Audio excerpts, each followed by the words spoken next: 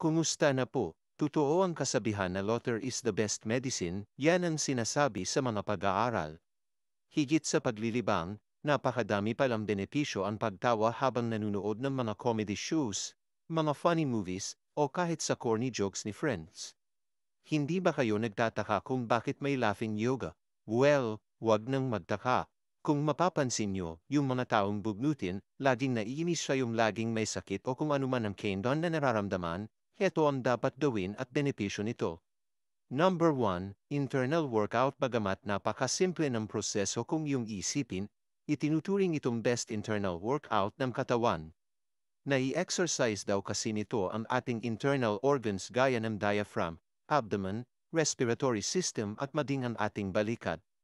Number 2, reduce stress. Mabisang pangalis ng stress ang pagtawa dahil pinabababa nito ang ating stress hormones gaya ng cortisol at epinephrine at pinatataas naman ang level ng health-enhancing hormones.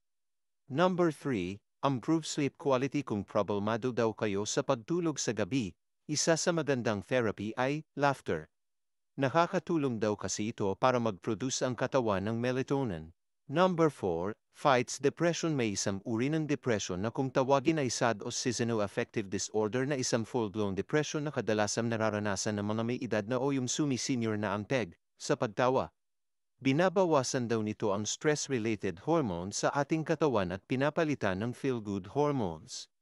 Number 5, pain reliever. Napatunayan ang bisa ng pagtawa sa isang pag-aaral sa Oxford University na nagsabing ang isang tao na madalas tumawa kaya daw nitong labanan ang anumang sakit ng higit 10%, sa pamamagitan nito lumalabas ang ating feel-good endorphins na mas mabisa kaysa sa mga iniinom na pain reliever. Number 6, keeps you young. Ito daw ang sikreto ng marami sa atin na sa kabila ng kanilang edad, mukha pa rin silang bata. Kapag tayo ay nakasmile at tumatawa palagi, 15 facial muscles ang gumagalaw. Sa ganitong paraan, gumaganda ang daloy ng dugo sa ating mukha kaya ang resulta, mas bata ang inyong itsura at mas healthy. Parman Buelvo po uli, God bless po.